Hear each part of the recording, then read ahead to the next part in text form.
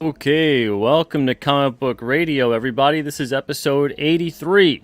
I'm your host, Peter Cimetti, and today, not tonight, today, this is 1 o'clock Eastern Time, special time. My guest is Kat ROCHA.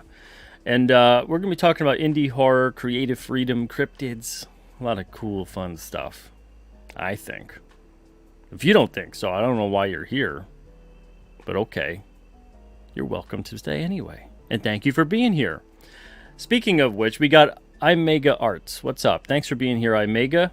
Revan Saber's here today as well. What's up? Levi Skeen as well. Okay. Very, very nice. I see we got a couple of people coming in today. We got 14 viewers or so right now.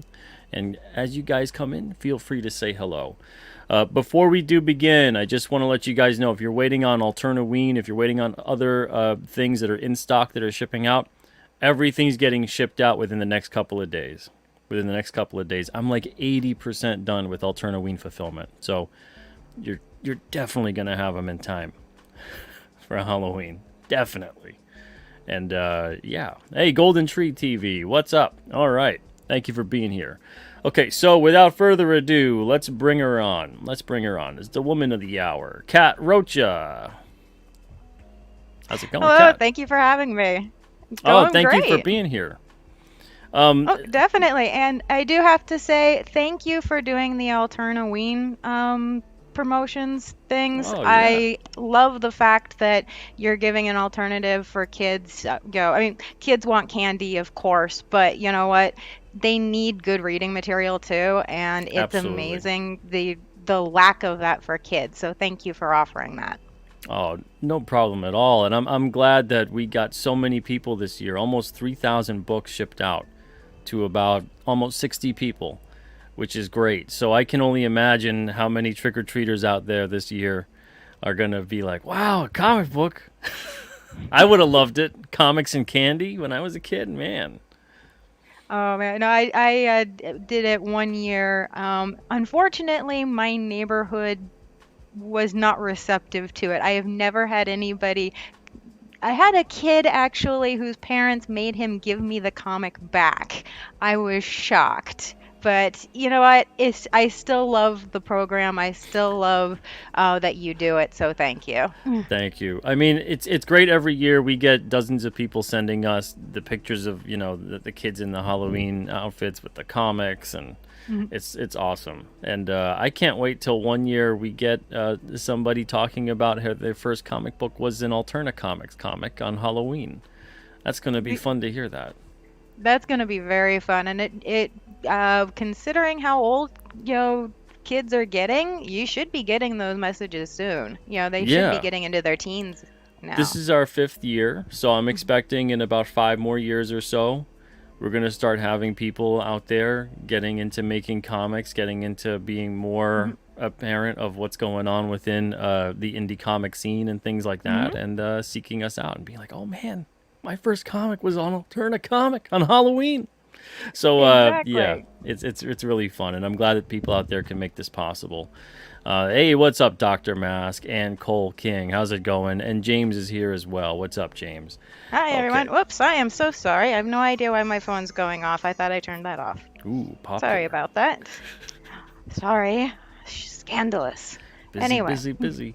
But all right, Kat. So enough about Alternaween. I want to talk about what you're doing, what 01 Publishing is doing. But let's start a bit from the beginning with 01 Publishing.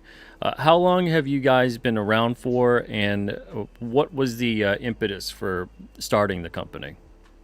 The impetus for starting the company was basically we were tired of dealing with other companies. You had Ishii on last week.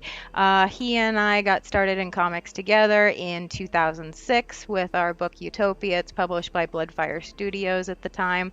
And we did not have good dealings with them. Went on to Archaea.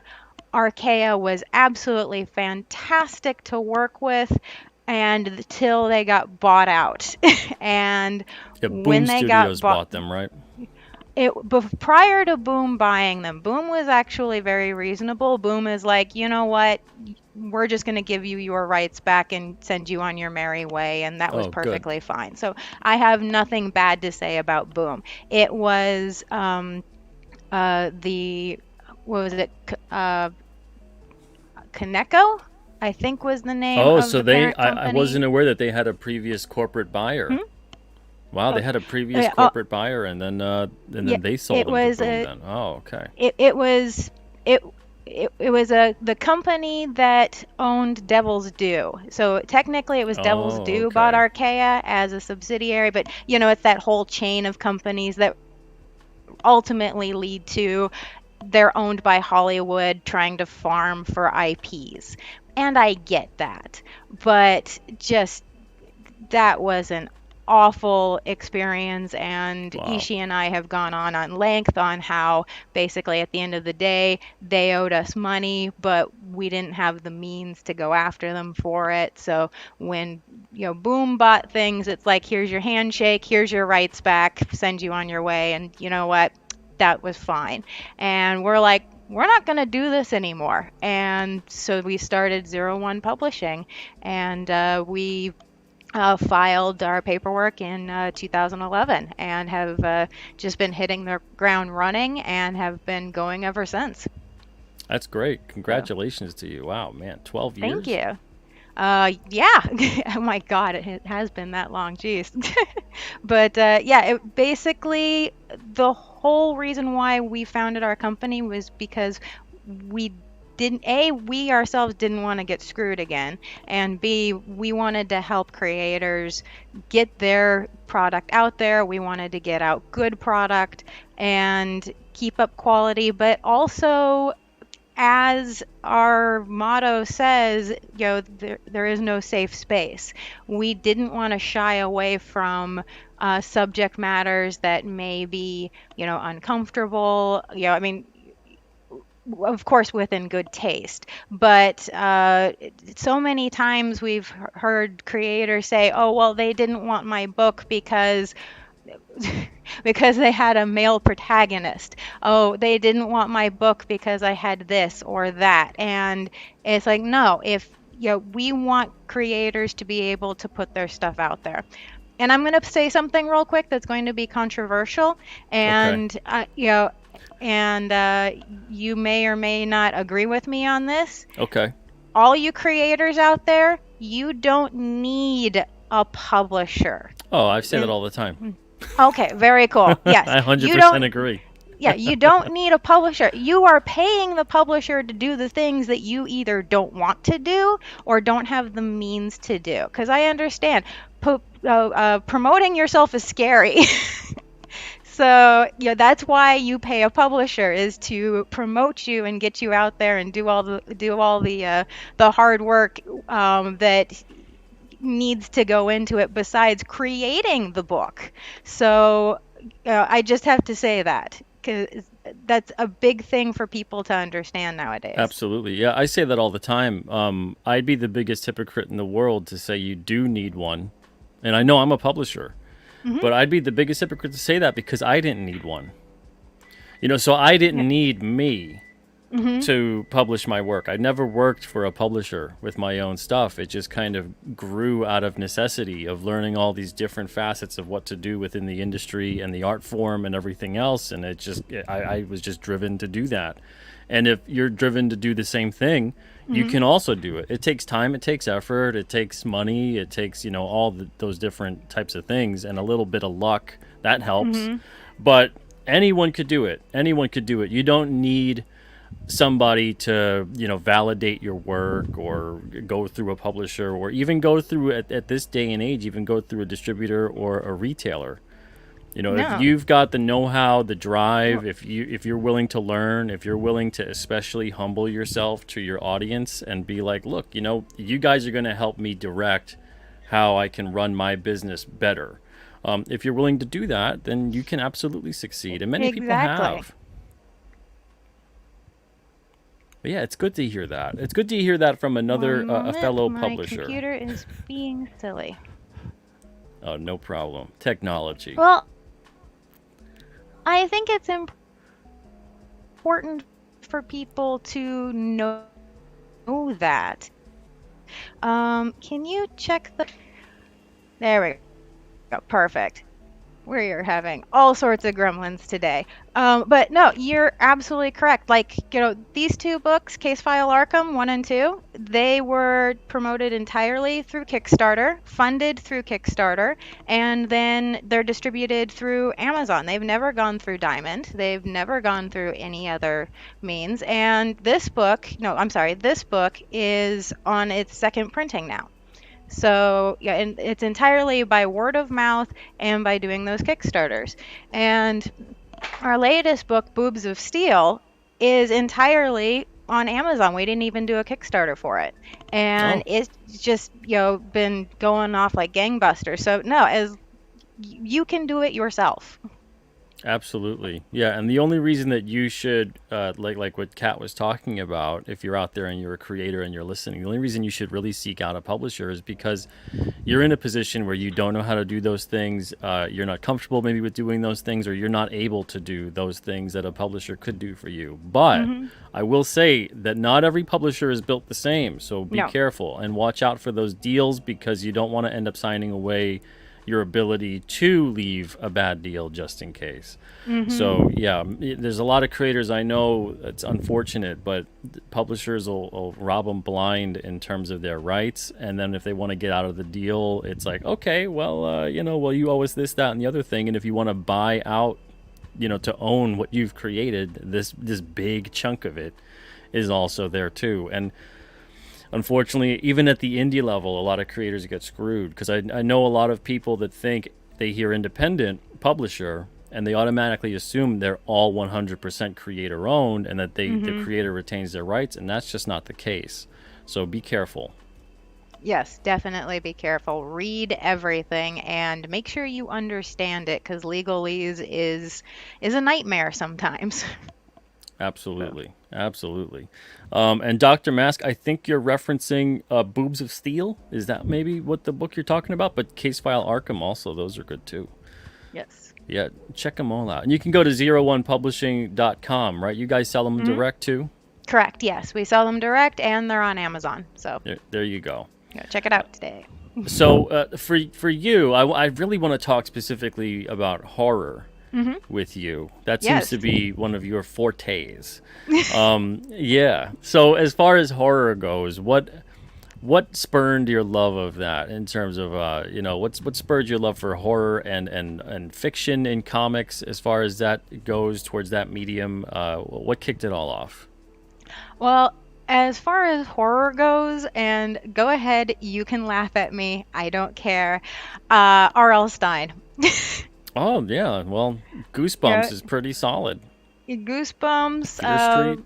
Yeah, Fear Street, definitely Fear Street. I was devouring one of those books a day for over a year, and I even wrote to R.L. Stein with like my own ideas of like a story with cover art, and I used to have a letter from the that it's a form letter, of course, but he signed it, saying, thank you for your letter and all this other stuff. So, yeah, it began with R.L. Stein, and it I was reading so much of his work that it got to the point where I figured out his formula. And I was able to predict what was going to happen, who did it, other things like that. And I stopped reading the books when I didn't even finish chapter one. And I said, this person did it, and these are the reasons why. And I flipped to the end, and I was 100% correct. And it's like, okay, I can't read his books anymore. So I moved on to other things. Strangely enough, I have only read one Stephen King story, and that was Carrie. I've never well, okay, as a kid, I'm like, oh, Stephen King is so scary. I should hold off on reading him until I'm, older or more mature. And then when I got there, it's like, I don't really want to read his books. Other than Carrie. And the only reason why I read Carrie was finding out the history behind it, why he wrote that story. Hmm. That he wrote it because of two girls that he knew that committed suicide, and it's kind of his tribute to them. So that's why I read Carrie. But yeah, never really was interested in reading Yeah, Stephen yeah. King. I got Um, I got maybe a controversial confession of my own. I don't really care much for Stephen King, his writing. yeah, I mean, like, other than Carrie, okay, I will admit I read, what was it, Room 1409? Is that what it was? Um, Something like that. that was The a good one, short story. the one that got turned into the film with Cusack and Yeah. Samuel L. Jackson. I think it was hmm 14. I think it was 1408. Right? You're close though. 1408. That, yeah. That I enjoyed, and I definitely found very quickly, because I tried to read one of his novels and couldn't, um, that the the rule is correct that he writes short stories. He's terrible with long form. Yes, 100%. So it's Yeah. just like not interested. But that's neither here nor there. I actually didn't get into real horror until finding comics, Mm. because comics is such a visual medium, and for a lot of horror, you need to have the visuals there. At least I have to have the visuals there in order to, fully immerse myself in it. Other than Richard Matheson, who is one of my all-time favorite writers, oh, and Linkevist. I haven't really found any horror that's gotten that gut punch reaction out of me Mm. like comics has. Have you So tried? I love Clive Barker. Have you tried Clive Barker at all? I read Hellbound Heart, and that was absolutely wonderful. But I don't know. I read it more passively. It Hmm. it it I definitely enjoyed it, but I didn't really get like a visceral reaction out of it like I have with certain um, uh, comic books. But that's a personal thing for me. I understand other people are different. Yeah. And with that said, I did publish a horror novella, The Sadist Bible, that's very much so in the vein of Clive Barker. And that one definitely gave me a gut punch reaction, and that's why I published it. Because there is some extremely controversial things in that book. Uh, I'm not going to spoil it. I'm just going to say it involves a baby. Hmm. It always Uh, does. yeah, that's like, oh, if I shy away from this, then I'm the pussy, and I can't. Yeah, that I would be going against my own company's motto. So this is why I published that book. So As that's far all. as as far as that goes with the horror medium for your own stories, what do you Mhm. prefer? Do you prefer telling them as a comic, or do you prefer prose? Depends on the story. That is the other thing, is that the medium should also dictate the story, or the story should go along with the medium. Yep. Like, I bring up Case File Arkham. Uh, yes, you can tell this as, prose, as because it's PI noir, and the way it's written, it definitely lends itself to it. But I mean, look at this artwork. And this is all almost entirely silent, but you get the feeling there. Yeah. So Good visual storytelling. so the experience is different depending on the medium that it's put into.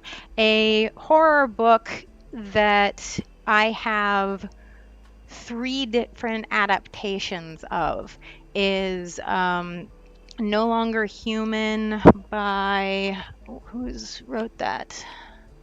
I And can't see. who is the artist on that? The Case File Arkham. Just Oh, there. this is Patrick McAvoy. You would Okay. know him from Arkham Horror. He's worked for Marvel. He's worked basically you've seen Patrick's artwork everywhere, Pathfinder, Magic the Gathering, other places like that. So, and Patrick, he lent so much to this book. Uh, I don't really think Hold that on, let this me make book, you full screen here. okay. Let me find a really good shot in here. I just Patrick did an exceptional job on this book. Oh yeah, The storytelling would not be what it is without Patrick's artwork. So, highly, very highly nice. recommend. But no, one horror book that I've got three different adaptations from. It's from a Japanese writer. Unfortunately, I'm blanking on his name, but it's called No Longer Human. I have the novelization. I also have the audiobook. I have one graphic novel adaptation that's straight manga, and then I have Junji Ito's rendition of it. And each one lends something new to the story. So if you wanted a lesson in how the medium changes the experience, it's looking at all four adaptations of this book. I And think is Rick helping you here with the name? Is that the name? yes, thank you, Rick. Thank There you you so go. much. That is exactly who that is. Yeah, I agree though that you do have to make sure you're telling the story within the proper medium and making sure that my wife off camera doing a dance. She's just like, but you do have to make sure you're utilizing that. I think that that is kind of a misstep a lot of modern comics are taking because they're trying so hard to cut in line and adapt for the potential film or show or whatever it may be, and Hmm. not fully utilizing the storytelling capabilities of comics. No, Do you agree or disagree with that? I do. But I'm also going to say that it drives me up the wall when Hollywood thinks that comics are storyboards and storyboards are comics. It's like, no, they're Yes. not. Yep. It's a storyboard tells the cameraman what he's going to be shooting. They have a lot of similarities. Like, again, I'm going to bring up Case File Arkham. You can totally see some of these shots, like uh, here. You can see these in a movie, but this is not a storyboard. Yeah, this is not something to follow straight for shooting something. If you did, it would be boring. Yep. Yeah, exactly. Because the storyboard is supposed to be more about conveying the entirety of a scene in a moment, as opposed to the comic. Every panel is conveying a Hmm. snapshot in time. And you can Exactly. really play up the emotion of the reader by utilizing that effectively. It Hmm. is totally different. And a lot of people think just because it's visual with some words or a description or a caption or whatever, that the storyboard is the same thing as a comic. And it just isn't. No. Spicer McLeroy, thank you so much for gifting 10 memberships in the chat today, and welcome aboard all the new members, and I hope you guys have fun with those emojis. But yeah, so there's a lot of stuff that Hmm. you could do with comics. I obviously love the medium of comics. I think it's incredibly powerful, and I think it's probably, if not one of the greatest ways you could tell a story. But Hmm. it's strange to see, at least on the corporate modern side of comics, where the industry feels like it needs to constantly take a back seat. Like it's not good enough on its own. It has to be validated through the medium of film. And Hmm. I think that's just so wrong. And I think it's really limiting the creativity within comics because it's having that film budget in mind. You know, you don't want to get too fantastical with it. You don't want to get too ethereal. You don't want to get a little bit too elaborate with your characters and the design and the settings and whatever. So you want to make sure you water that down so that a film producer doesn't get intimidated by it. But instead, they should be aware that it's like a big slab of marble, right? So Hmm. if you have Michelangelo come along and get you the Pietà, and it's perfect the way it is. Used it the way it is. And then you have the film producer, whoever, who would come along, and then they whittle away to do what they Mm-hmm. think they need. So they are actually whittling and editing down and adapting your masterpiece. So if you already give them a whittled down masterpiece, let's say, and then they whittle it further, because that's what they're going to do, you're going to get something that's even more watered down, even less fantastic, even less Mm-hmm. impressive. So it's give them a lot to work with, if anything. Make it as awesome as you possibly can. Don't think about a film budget or whatever. Well, not only that, but yes, there's going to be some sort of adaptation anytime you change mediums because, again, you have to tell the story appropriate to the medium. But, you're bringing up how, producers want to, add their 2 cents or whittle this away. And we had an experience with that with Titanium Rain. Did Ishii talk about that last week? He did. Okay, so I won't recap that, but I'm yeah, pretty sure he did. where We talked yeah, about a lot. Sorry. no, no, no. Oh, well, okay. Brief sum up. Yeah. In Titanium Rain, it's about a civil war in China, and the producers wanted to change it to Kim Jong-il fighting for water rights in the Andes. Oh no, so he didn't talk about that. Okay, I'm thinking of what he talked about in Utopiates then. Oh, okay. But it's like, wait a minute.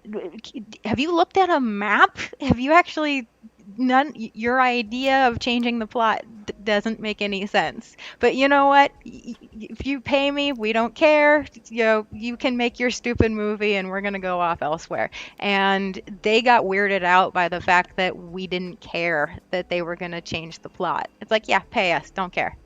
That's the thing, is that they'll tell you they're not going to change a thing, and they're still going to do it anyway. So you Mhm. might as well be like, okay, well, if we could take the money and use it to make better comics, because it's all going to get butchered Oh anyway. God. There were some other creators from Archaea.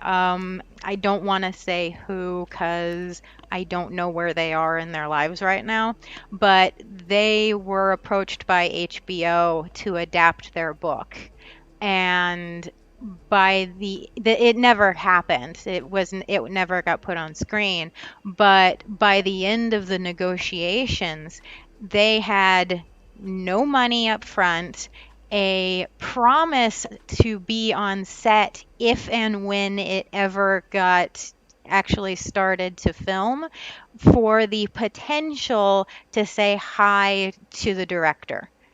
And it's like you gave away your money, your rights, your everything for the potential to maybe say hi to somebody. Oh my lord! Like, no, Wow. it's just give me my money. I don't care. I tell you, this is a weird industry, man. Oh my lord. Yeah, Oh, okay. Wow. Yeah. Let's not kick them when they're down. But I no, can't help but and laugh. and this was a long time ago. This Yeah. was dear God, this was almost 10 years ago. So, again, I don't know where they are in their lives. I hope that their careers are taken off and I just haven't heard about it, but yeah.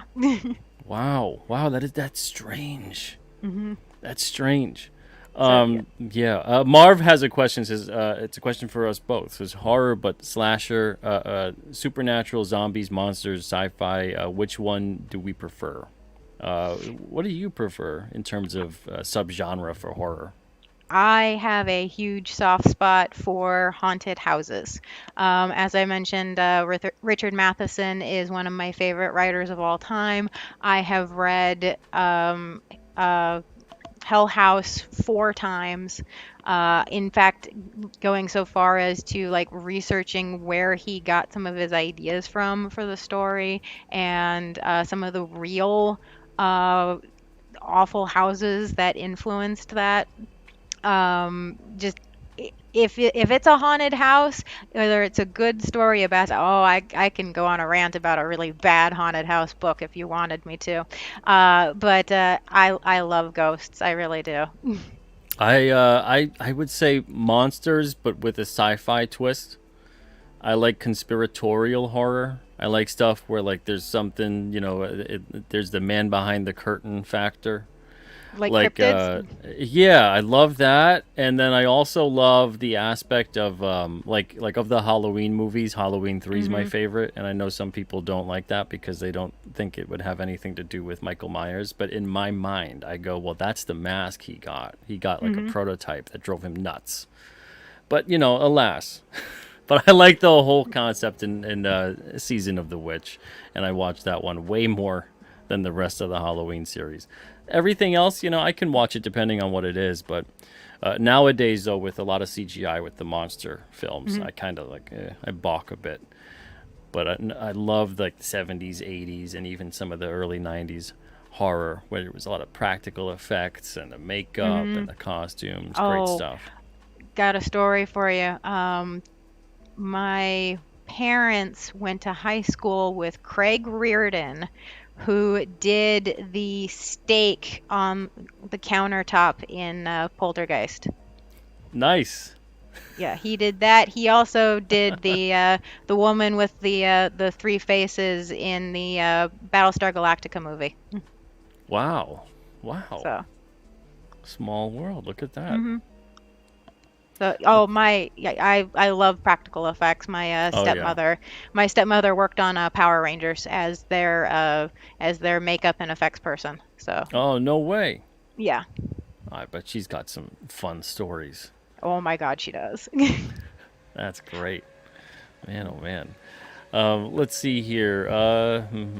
Let's see. Gerald says, unfortunately, a lot of even more indie publishers use the speculator market and the option advertising to sell their books. Scout Comics uses this tactic on a lot of their titles. hmm Yeah, there's several publishers that do that. Super hype them up in that kind of capacity, and uh, most of them fall flat. It's unfortunate. hmm I've seen it even occur. I had to stop it with submissions at Alterna for the first time in, I'd say, roughly 15 years. Alterna's been around for 17, and I had to stop submissions for the first time this year, just flat out not take them anymore for long form titles. And it was because of the fact that last year in particular, I'd say 80% of the submissions were trying to sell me on the option of this is going to attract a producer and be great for an adaptation to the screen. And I'm not hearing anything in the pitches about we want to make the best comic book possible for comic book readers. I'm hearing about we want to make a comic that attracts people that want to adapt it. hmm It's just I want you to make the best thing possible as a comic. Let all the other stuff take care of itself if that's what happens down the line. But going into it, and it's because they obviously think it impresses a lot of these publishers, or a lot of these publishers are flat out looking for that. I'm just not. I'm not looking for that. I'm looking for someone to make a great comic book, first and foremost. And you're here to make comics. Let's make some comics. But alas. Exactly. That's actually why in my submissions that we're currently not open either.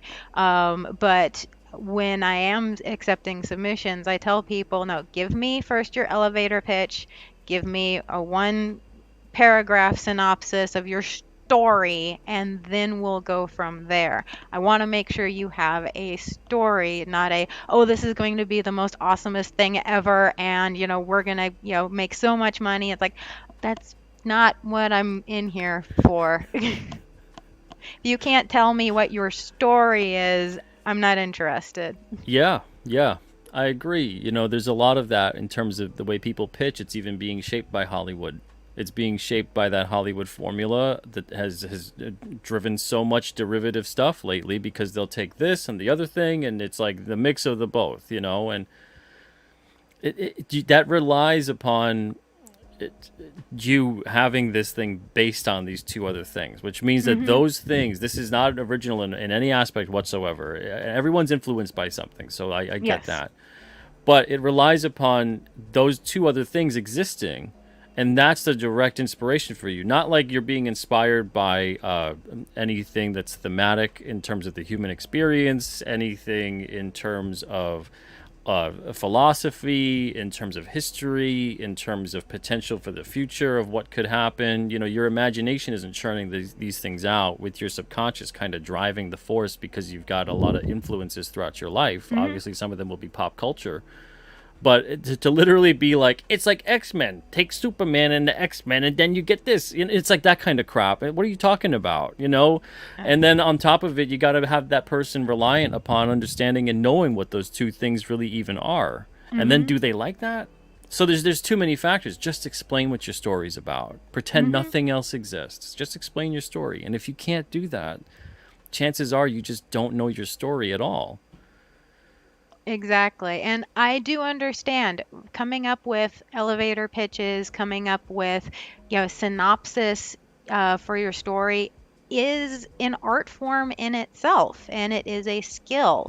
But if you're going to get out there, even if you are going to have a publisher put your stuff out and do all the hard work for you, you still need to be able to do that. Um, if there's one thing that always makes me sad, it's I will ask somebody, tell me about your book, and to be blunt, they can't shut up because they don't know that point of stopping, of explaining what their story is. They wind up telling you the entire story. And that's something all writers run into at some point. It's learning when to stop, learning when to actually give a pitch and not tell somebody your entire story. You That's know, very true. Yeah, yeah. Um, I have been guilty of that at times because I yeah, get it's too hard. excited when I'm It's in an hard. interview or something. I'll give like the short pitch, and then it's like I'll go on, and I'm like, okay, but I always stop myself from giving away something that I know is going to be spoilery, Hmm. that is a surprise and a fun reveal, and things like that. But yeah, I tell you, it's tough sometimes, especially when it's like It a is tough. situation. Yeah, and you've probably been in the same situation where you know Hmm. things like years down the line that are going to happen, Hmm. and it's like it's torturous to shut up It about it. It is. But, like with Case File Arkham, we went into this going, okay, how exactly are we going to pitch it to people? So, Ishi, myself, and Patrick sat down and figured out how are we going to tell people about this book so that we don't run into that problem. And so, the first thing, it's PI noir set in Lovecraft's Arkham, Massachusetts. Done. You know exactly what this is. A lot of people, they just say sold on that and they don't need anything more. If you didn't need anything more, I could go into the specific details on how, like, this is, a combination of Thing on the Doorstep mixed with uh, several classic noir films from like the 40s, and people love that. If and you don't need to know what those films are, you don't need to be familiar with them in order to enjoy the book. So, Absolutely, yeah, and then that's a good way to go about it because, and it's the same thing. I mean, over the years, you do conventions, you go on and do interviews, whatever it may be, and you manage to kind of hone in on that. mhm. Because you can't, someone comes up to your table at a show, let's say, you can't just go into like some 10-minute Nope. rambling session. So you kind of just give them the gist of what it's about, and then Mhm. and then oh yeah, okay, you see they're interested, and you're like, oh yeah, wow, okay, I think that sounds really good. Does it have to do with and then all of a sudden the conversation Mhm. unravels from there. For you, Exactly. so you touch upon Arkham, and you touch upon obviously Lovecraft. Mhm. So was Lovecraft a really big influence for you in terms of your horror storytelling and that kind of thing? It was because of publishing Case File Arkham and also publishing Whispers from the Abyss, which was our prose anthology series, that I started getting into Lovecraft. And Mm. I will be 100% transparent. We put out this book because Lovecraft was hip, Lovecraft was in, and we're like, okay, let's put something out there that we can make some money on and hopefully get more publicity. So I'm being 100% transparent about that. But I also wasn't going to put out crap. Every single book in here, every single short story in this book, I vetted personally. I made sure it met my standards. And at the time I was slushing for Pseudopod. So I was using Pseudopod to scout out authors to put into my book as well, to make sure that even though, yes, this was a let's hop on something that's popular right now, it was going to be quality and it was going to be something that I could be proud of for years to come. And I'm still very proud of this book. Plus, there's a short story of my own in here. Uh, so because of doing this, I then had to familiarize myself with Lovecraft and read the actual source material and also find out what was him and what was Derleth, because August Derleth Mm. wrote a lot of stuff saying, oh, this is from Lovecraft. It's like, no, you made that up. So anyway. Well, I mean, that's the way to do it, though. Is to actually have respect for the material you're writing, whether the genre, the Lovecraftian style, the vibe that he creates, the creatures, the world, the storytelling, the psychological kind of aspect as well. Mm-hmm. There's a whole difference between that and like you just stuck a tentacle monster in some story and you're like it's Lovecraftian, but like nothing about it at all Mm-hmm. is Oh is God. reminiscent to that. I see a There's lot of people do that with like Edgar Allan Poe. You know, yes. yeah, Yes, a lot with Poe, a lot with Lovecraft, and it's just no, actually be familiar with it, understand what it is you're referencing. Oh, they've got bad dreams. Yeah, like Clive Barker had bad dreams too. yeah. There's a lot of that superficial kind of stuff, but none of the real heart of it, and definitely none of the subtext. And that's generally what No. drives all those stories. So you really got to be well versed in that to start telling a story and marketing it like that. Mm-hmm. You can create whatever story you want, but if you're gonna start, throwing around those words and being like it's in the same vein as, it's like, really though, really, is it? No, no, you just what was it? Ian Malcolm, you packaged it and you slapped it on a plastic lunchbox and now you're selling it. Exactly, 100%. Man, oh man. Man, talk about an influential writer too, Michael Crichton. Oh Uh, God, yes. yeah, holy smokes! I think he's been crafting the latest dystopia genetic horror that we've been witnessing throughout the past 10 years. So as far as what you're doing with your books, with your Hmm. storytelling, you mentioned the whole no safe spaces kind of thing, right? Yes. That's a big important thing in terms of creative freedom. And I know that you're very anti censorship on that issue. But I Hmm. do want to specify for some people where, to me, just because you're in a position where you're against censorship and you're pro creative freedom and all of that, it doesn't necessarily mean you get something that is unedited. It may be Hmm. unfiltered, but it's not unedited. Because I've seen some people nowadays trying to use the anti censorship thing and twist it around to turn on the editing process. And those are two different things. And I think it shows a little bit more about their ignorance on the Hmm. subject of editing than it does on the other person's hypocritical alleged stance on anti-censorship.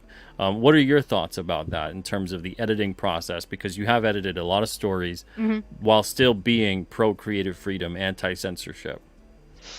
Well, I'm going to use the Sadist Bible as an example because, as I said, that book is a gut punch. I mean, there were points where I had to put it down and walk away from my computer and kind of have a breather and go, okay, let's muster to get through some of the more visceral parts of that book. Again, it is definitely in the vein of Clive Barker here. Um, but, and there were sections that I did cut, but I talked to the author about it and I said, I'm cutting these spots not because I'm opposed to what you're doing, it's to help you get your point across. And that is the thing. What is the message? What is the 100%. reason why this is happening. And, you know, in this particular instance, she was dwelling too long on a lot of the shock and awe scenes. And I'm using vague terms because I don't want to give anything away. So I'm trying very hard not to be spoilery, but she was spending too long on certain scenes to the point where you start getting sensory numbness to what you're reading, and then it doesn't mean anything anymore. And so I talked to her about paring some of those things down so that it maintained uh, that feeling throughout her scenes so that you didn't lose any of that. And that's a big part of it. So yes, I did edit it. In fact, I edited, several pages out of the book. And there was some other content that I will be honest, I was not comfortable with, but I talked to her about why I was taking it out, and she was fine with it. And again, I think it became a stronger book because it wasn't just constant awfulness in your face, if that makes any sense. I And get it. again, I Almost like it's going past even gratuity mhm. at that point. Well, you watch a lot of movies and it gets to the point where it's just gore porn and it doesn't Yeah, mean anything anymore. It's like, oh, this person's entrails are falling out. Oh, this is happening or that is happening. Like, or like what the Saw movies have turned into, where it's just torture porn. And I mean, pornography in the original sense of it's senseless and has no point. Um, and that's the big thing is I am all for pushing buttons, pushing boundaries, making people think, making people feel uncomfortable as long as there's a point to it. Um, absolutely.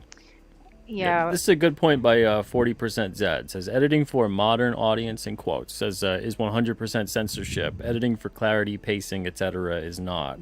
And the Mhm. thing that I'll clarify further with that, what the modern audience thing is it really seems like it's just another shield for the editor, their actual subjective viewpoint, Mhm. as opposed to being objective as to what this story could be either lacking or could use to bolster it, as opposed to, well, should we really talk about that or mention this or phrase it like that, Mhm. because we don't want to offend anyone, because it always goes back to that, and it always goes back to, well, what's being offended here, and who are you talking about who's being offended?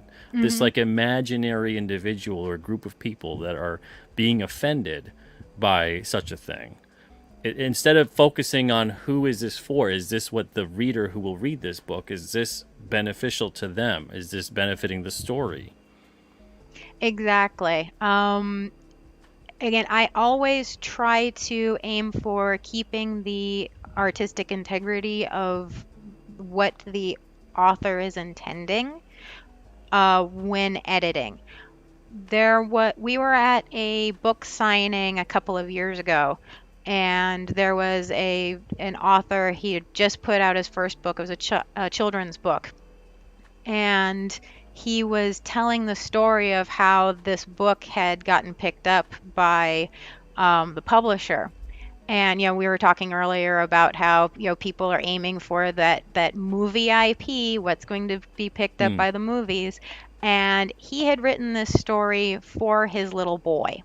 And the story was supposed to be his boy going on this adventure. And the publisher said, "We love the book, we love the story, we think it's absolutely wonderful. Change it to a girl." And apparently they put enough zeros on that check that he compromised the integrity of his story to change it. It's his son in this story, and he Yeah, changed it to a girl. And it's like, I will never ask that of anybody that I'm working with. I will never ask them to do that because that was just awful. And really, it's like, dude, I have no respect for you because this is your boy. This is your son. And they paid you to change him. So, Man, oh man. and in fact, she actually got up publicly and ridiculed him for it. When it was his turn to talk at the signing event, he actually got Wow. up and ridiculed the guy. It's like, no, that was really bad, dude.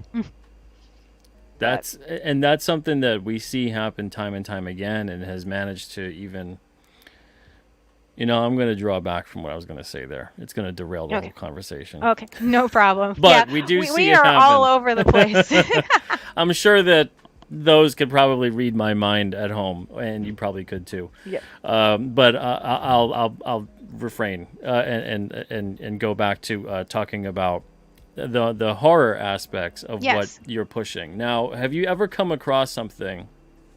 Have you ever come across something when you're editing where you feel like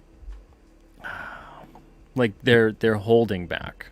Because there's a lot of times where there's too much, Hmm. and you'll have to. But have you ever felt it where they're holding back and you've had to encourage them to actually fully embrace the direction that they're going in because it benefit the story? Yes and no. And the reason why I say that is, again, I slushed for Pseudopod, and then of course I slushed for my own book here, Whispers from the Abyss. Uh, there's also a second volume of that, but yeah, I've come across short stories in both platforms where it's like, is the author too timid, or is it just they're not very good at conveying what they're trying to say? Or are we running into a problem where the author knows full well what's in their head, and they just assume that it will psychically be put onto the page with their words, and that you are going to pick up on everything that's going on up here, and then they're shocked when you're not. Um, so yes, I have run into that. As a personal rule, I always try to give critiques and try to tell people what it is that I'm seeing. But when I'm slushing, I don't always have the time to be able to do that.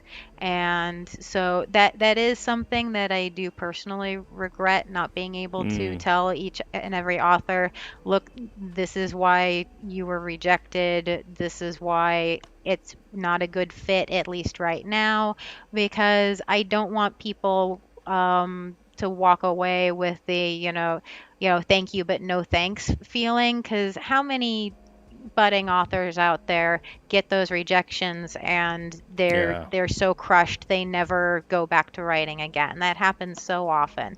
And so I always try to give some sort of critique, but in those instances, especially when I was working for Pseudopod, I did not have the ability to do that. So, but Yeah. yes, I It's did run into that a lot. I would encourage all authors out there, especially if you're just getting out there, have somebody other than friends and family look at your work, because friends and family are going to yes man you no matter what. Unless you have like that rare person who's willing to say, no, this is shit, and tell you exactly why. Um, have strangers look at your stuff, because strangers don't care about your feelings, and they will tell you, yeah, this is an amazing story, or this story would be better if you did XYZ. And then it's up to you whether or not you want to listen to that. And that's the thing. You can always decide, I don't agree with that critique, but get other people to look at your stuff. absolutely. That's great advice. Mhm. Great advice. That's why I even encourage too people, artists in particular, will go, well, how can I get my stuff out there? Just put it out there and let people know, Oh, and you're sharing it with them, and be open to getting some feedback. And that's it. our friend Ralt's Bloodthorn, he is now on volume 11 of his epic space opera series. It's on Amazon. Go check it out. But he started by just writing on Reddit. And everything he does, he puts it on Reddit first for Wow. free. And he had enough people telling him, you really need to collect this and put it in a book. I would rather be reading this in a book in my hands than on the computer. And that's why he started publishing. Man, that's balls of steel. Yeah. Going to Reddit with that. Reddit don't hold back on Reddit. No, they don't. And yeah, balls of steel describes Ralts to a T. All right. Well, you got boobs of steel. Yes. And then he's got balls of steel. Yes, we do have boobs of steel, which is a nonfiction book. Get dirty people in the chat thinking I'm making a remark. You can make a remark. I don't care.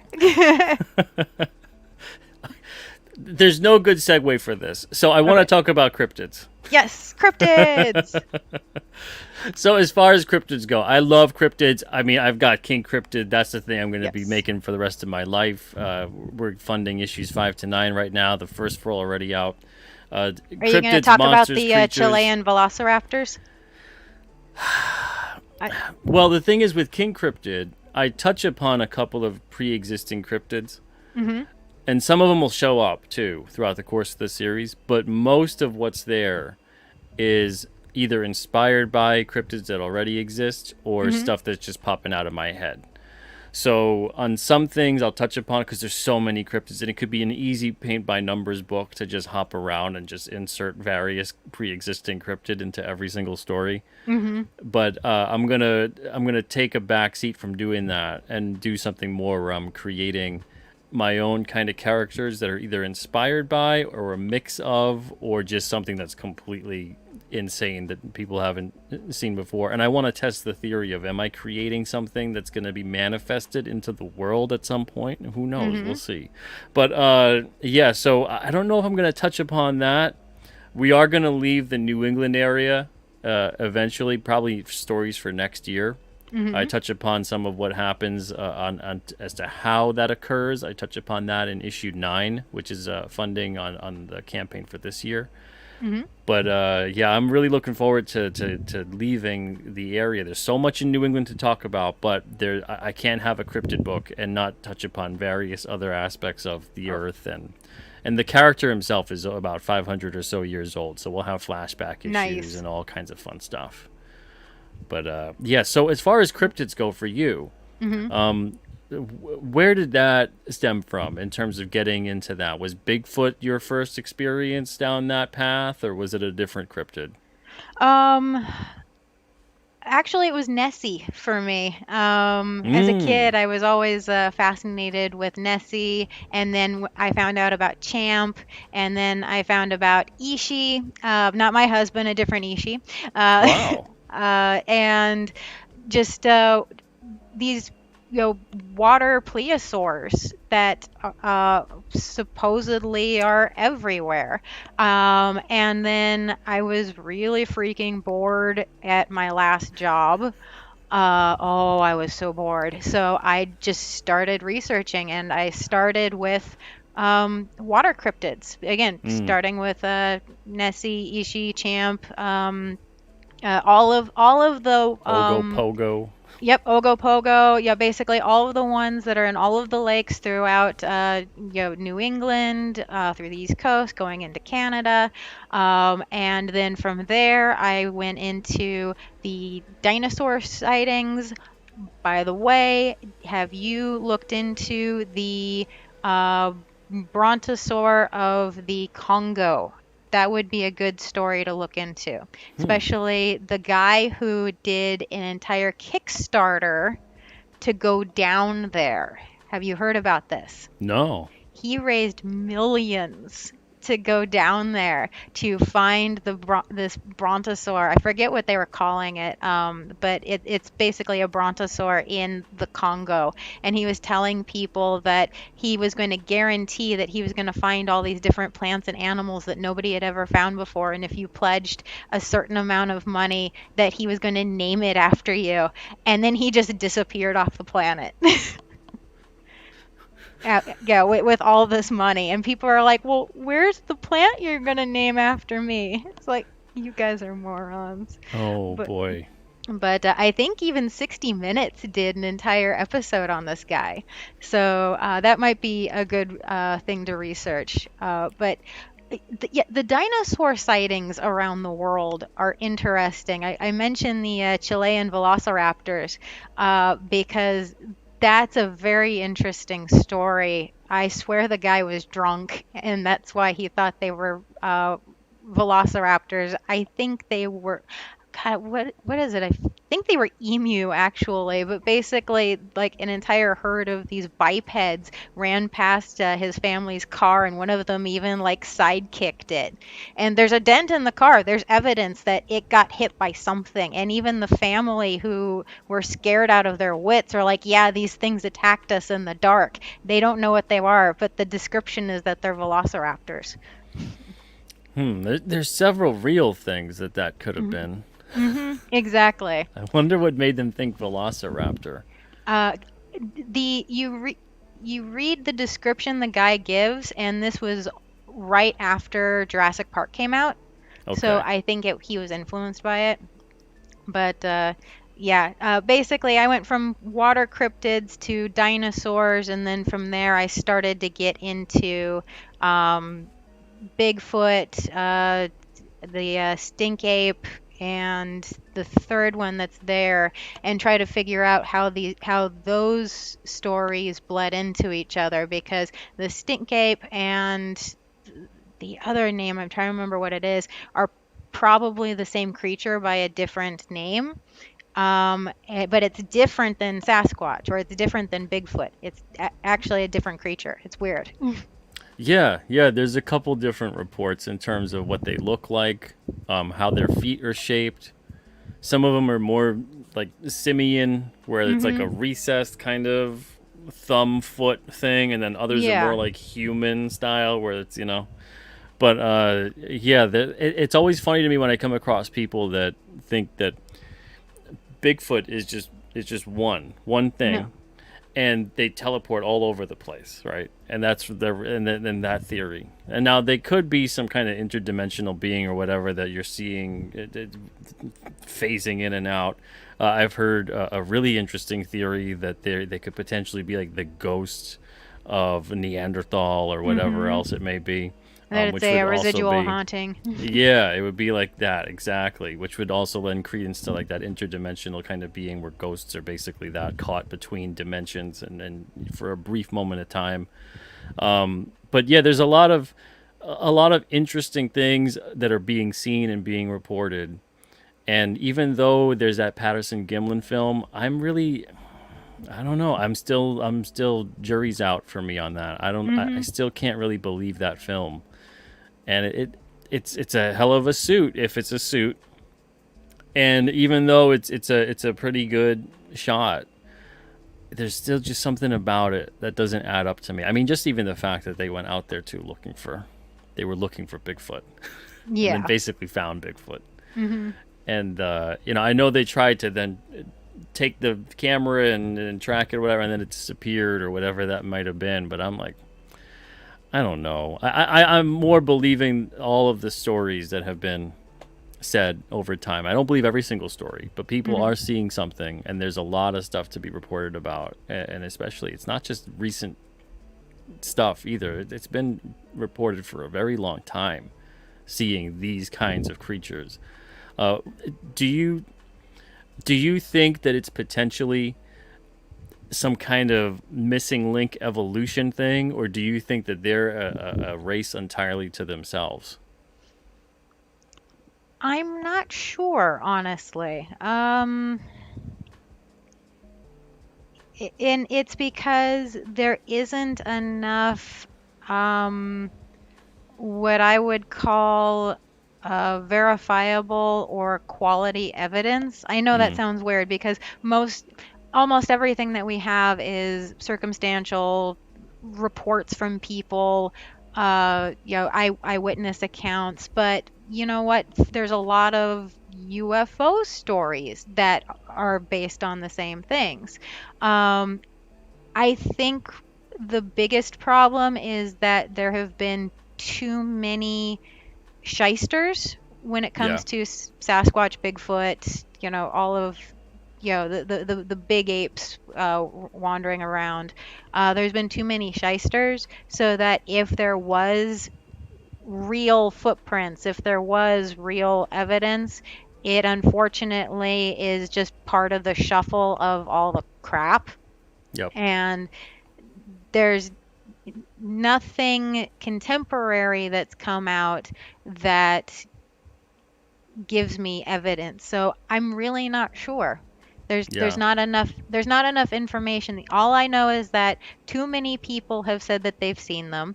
I I'm in the Phoenix area of Arizona and was absolutely shocked to find out that Bigfoot is a big deal out here. People say that he lives in the Superstition Mountains, which are 15 minutes from my house.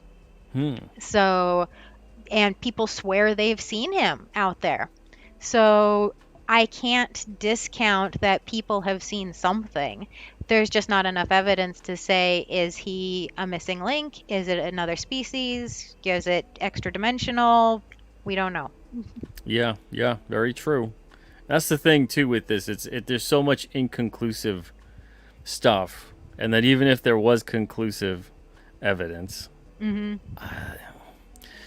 that I'll ask you. I have my own theories and suspicions as to why there would be either a disinformation campaign about Sasquatch or whatever, and in terms of a cover up where people Hmm. go like, well, they don't have a body, they haven't documented anything. Someone would have killed someone at this point or found something at some point. First of all, it's very hard to find animal remains within the Oh. forest. Hmm. They're gone in less than a week. Oh yeah. Otherwise, like the whole forest would be just covered in bones and skins and organs, and that stuff is usually completely gone within a week. But in terms of okay, I could go a hunter or whatever. Uh, Now I have my own theories and suspicions as to why there would be a cover up about a Sasquatch creature. Do you have any of your own? Why there's a cover up? Yeah, Well, why there would be one, or why there would be even a disinformation campaign? Because we see a lot of that with UFOs. We see a lot of oh yeah. disinformation run by the government. There's been a lot of documented reports, projects, all kinds of different operations. But there hasn't really been as much of that directed towards like cryptids and Sasquatch and things like that. But there have been weird things that have occurred within the Smithsonian and other various institutions where they are seemingly trying to cover up certain things, Hmm. but people and don't usually put two and two together about, well, why would they bother? Because extraterrestrials is a whole other thing. Yeah. There's just so many implications for extraterrestrials, but for Sasquatch it seems like, well, who would really care? It'd just be another, a new discovered animal species. Well, in modern times at least, how familiar are you with Skinwalker Ranch? Oh, very familiar. Yeah. Okay. Um, the fact that I don't know your views on it, but from everything that I've read, it's an op. It's there to be a distraction, and it's there as a way to filter and launder government money.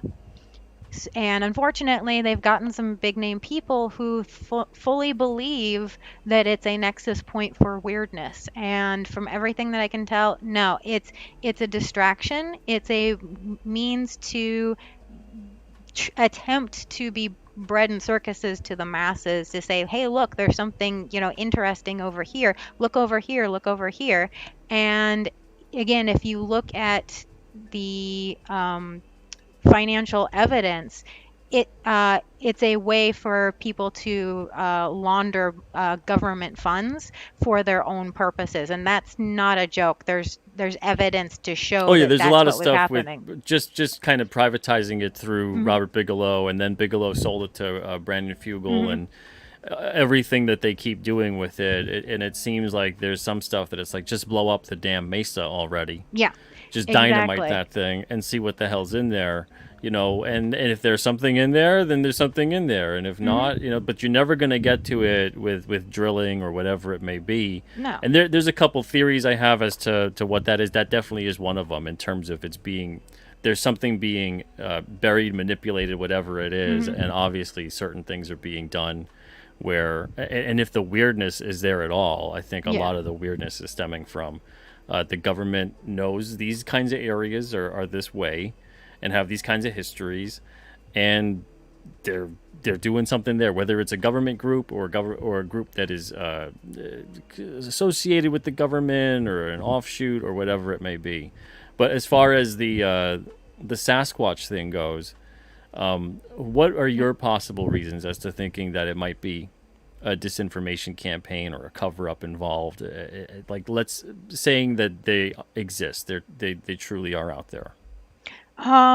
It's because the people that tend to get in front of the cameras on the news to say, "Hey, look, we've found more Sasquatch stuff," um, they usually show up at key times where people need distractions, and Mm. so that's why.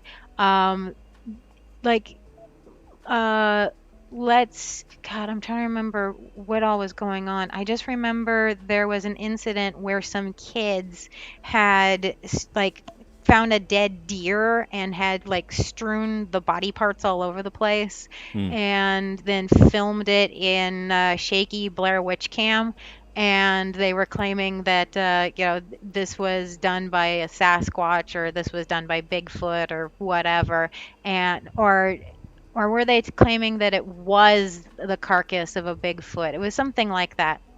And they were getting people to pay them to take them out to see it in person. And people fully believed that they were seeing, like, the remnants of a Sasquatch, or the remnants of something that had been killed by a Sasquatch. And it was on the local news because it was a local thing that happened. And the kids, I think, got arrested for running a scam, for doing that. And by kids, they were like 18, 19. Okay. Yeah. Yeah. And but it became national news. Why? Because it was a nice distraction from there Elevated in was the ranks. yeah, there was some weird scandal that was going on at the time, and this was a nice little distraction that everybody could focus on for 2 seconds while people circled the wagons and figured out what the hell they were doing. And that's why I say it seems like Bigfoot's always being brought out when they need a distraction for 2 seconds. It's So, interesting. Interesting.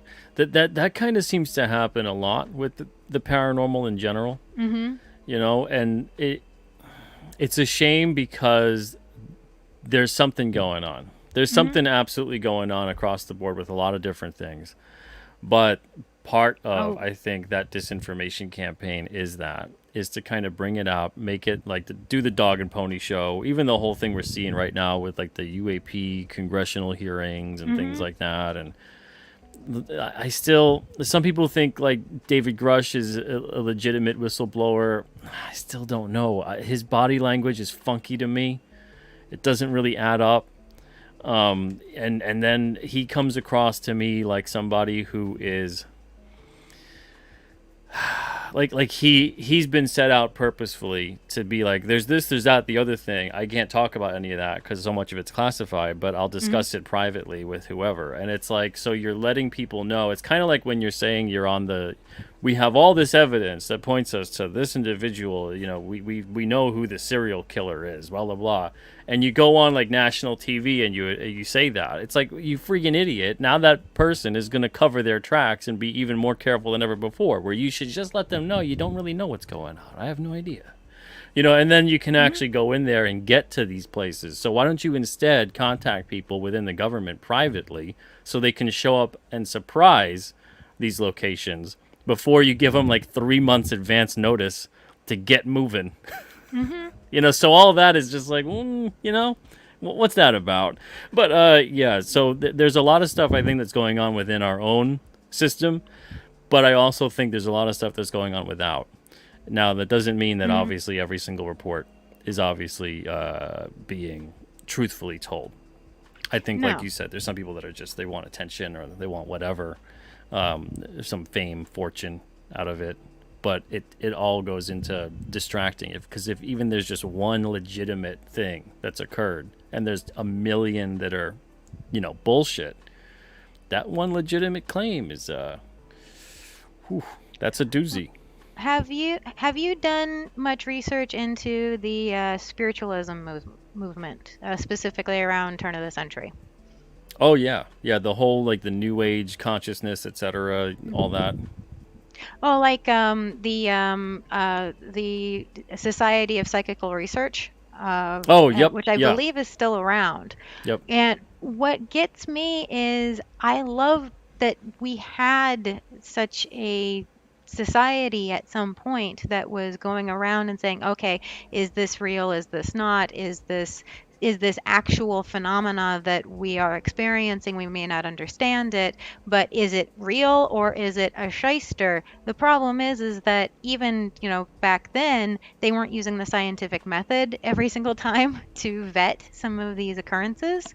And I think we sort of were going back into trying to vet these things, like with after the X-Files, quite frankly.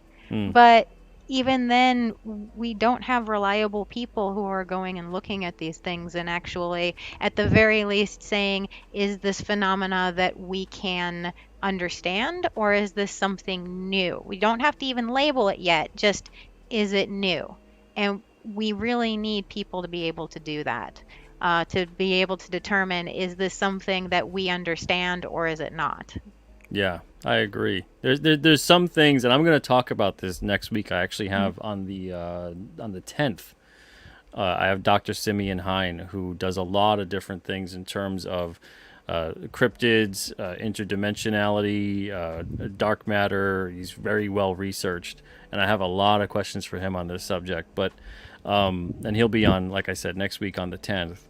But it does seem like there's a lot of times where these people aren't doing even the most basic premise Mm-mm. to make sure they've got something conclusive. It's just, a lot of time you'll see almost just people doing the whole like the Bigfoot hunter type thing, where they're just like going out. I mean, there was one thing I saw that they left like a box of Krispy Kremes or something on a tree because they're like they love them Krispy Kremes, and it's like, what the hell is this? It Like, just yeah, seems bears like, do too. yeah, it just seems like any possible way to discredit whatever could be occurring, because that's what automatically comes into your mind is Mhm. people who obviously have no idea what the hell they're doing going out there and investigating this. It's like the way that they'll throw up uh, the allegedly uneducated person to come along and be like, the aliens took me and probed my butt, and nobody clipped that.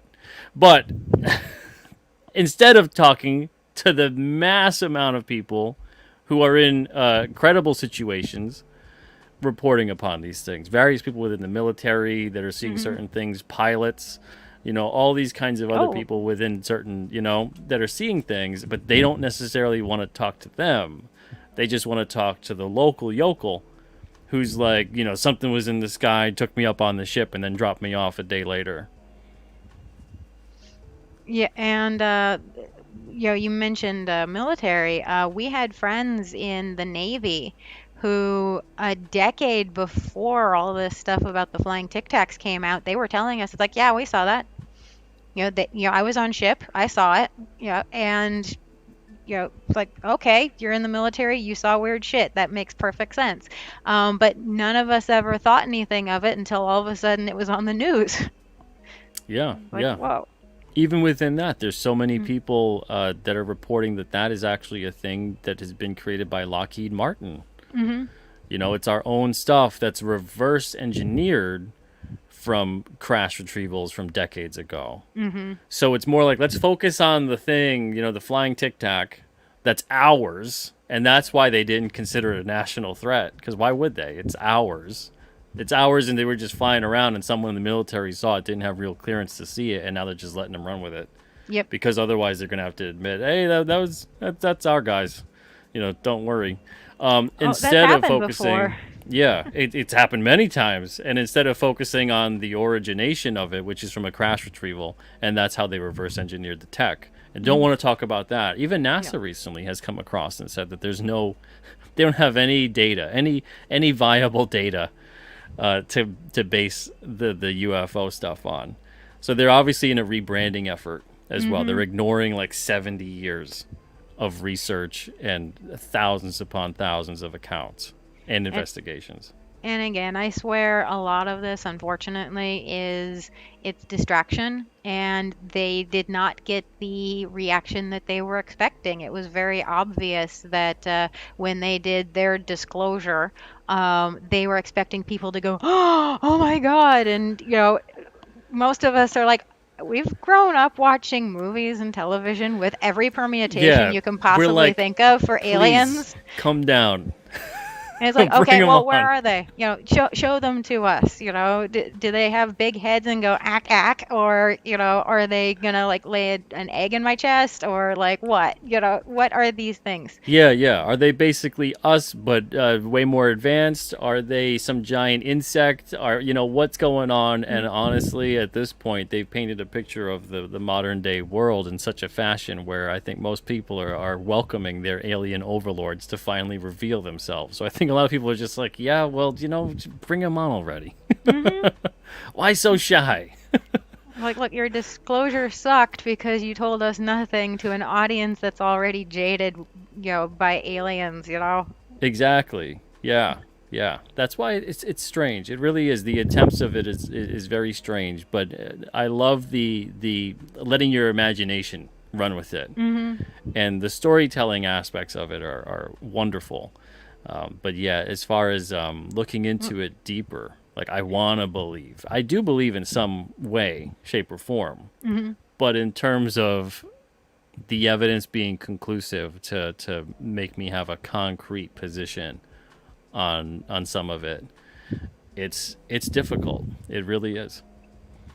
Uh, just as a fun aside, one of the books that we published, World War Kaiju, is a retelling of history, specifically the Cold War, where instead of nukes, we've got giant monsters instead. It's very much so a love letter to the Heisei era of Godzilla, Shiro Honda's vision.